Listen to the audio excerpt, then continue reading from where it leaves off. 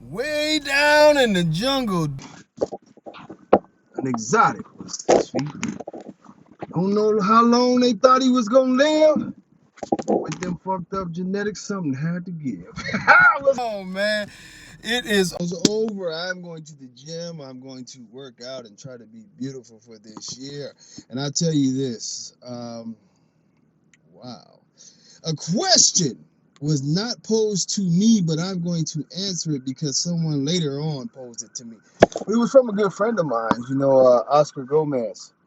And y'all excuse all the sirens, and I ain't did nothing. But why are the shows getting so small? And it's a great way to end this year. It's simple. I'm gonna tell y'all it's simple. I've done some research on this shit, and I know some things. And this is why the shows are getting simple. And I'm gonna give you some analogies so you can better understand where I'm getting at. The registration business, as we would call that, whether whatever the registry is, it's a volume business. The way that a registry survives is by how many people register their dogs.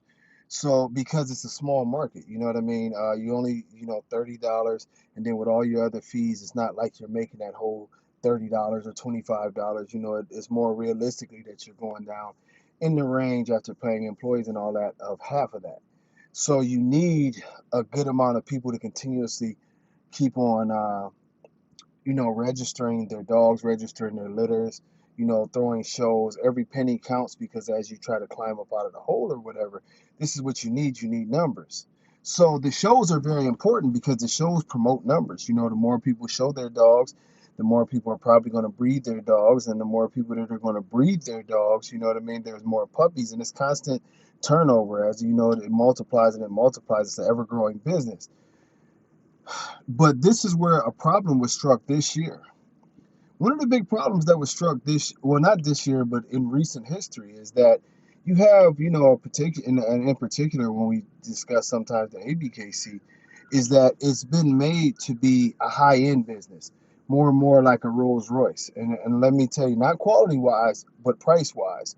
So what you see with now when you go to shows is you see certain people from certain cliques, and all these cliques have the same thing going on. They brag about how much they sell dogs for. And we know for a fact that these dogs are not good conformation dogs. They're bully, but in a lot of respects, we see different issues with the dogs, whether it's the longer rears, the longer backs, the higher rears, the bad feet, the breathing issues, whatever those issues may be. But we continuously can see these dogs win. Look up Mr. Beans, you know what I mean? Look up, dogs with kink tails like Rocco, or we can go on and on and on of dogs that have been made grand champions and national champions. And you see these dogs just continuously come in here and win, and you see people constantly complain. Well, what has happened is it has created an elitist type of group where you have these people who are willing to spend a lot of money and they think that they're going to make a lot of money, and they are the higher end people in this, let's call it business. Well, the problem with that is when you go to shows, if those people are being treated special a certain way, like being able to stop shows and take pictures with celebrities, their dogs are always the dogs that are winning. What you've done is you've taken away the basis of the business. And the basis of the business was that everybody should feel good here.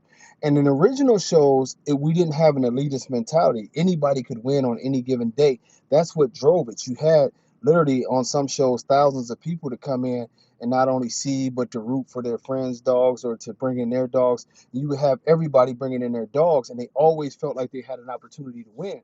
Well, when that opportunity to win now seems basically impossible unless you're paying the right handler, and some of these handlers flat out will ask you for $1,500 up front and guarantee you a championship now. And we see the same handlers winning with the same dogs. Then we see certain breeders that no matter what they put in the ring and no matter what flaw you can point out, we see that their dogs continuously beat what is obviously better dogs. When you see this, it takes away from the average Joe Smo who wants to come in and represent his dog. This is why the shows are getting smaller. The shows have been catered to these people and not the basic community.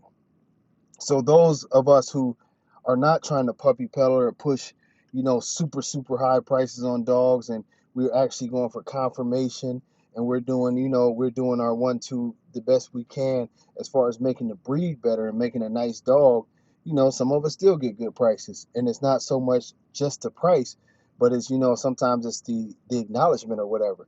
But bottom line is we've taken the fairness out of the show scene. When you take the fairness out of the show scene, nobody wants to compete. This is why people no longer show up. For years, we've heard the complaints about certain groups always winning. We've seen judges show dogs and they're winning under other dogs. Under judges, excuse me.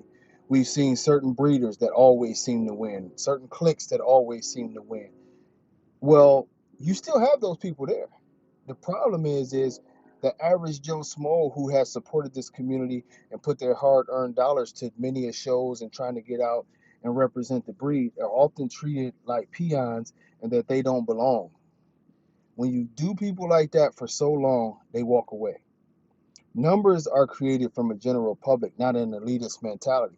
Rolls Royce only makes, in certain models of cars, 600, 700, 800 cars just in that model for the whole entire world because they know it's not a big market, it's an elite market. This is not an elite market. This is supposed to be a big market to where we all can come in, we all can compete, and everybody has a fair chance to win. Now that those roles have been reversed to an elitist type of thing, you're getting elitist type of numbers.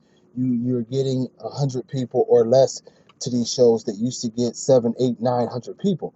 And it's going to continue unless there's a fair feeling about this sport again. And it is a sport.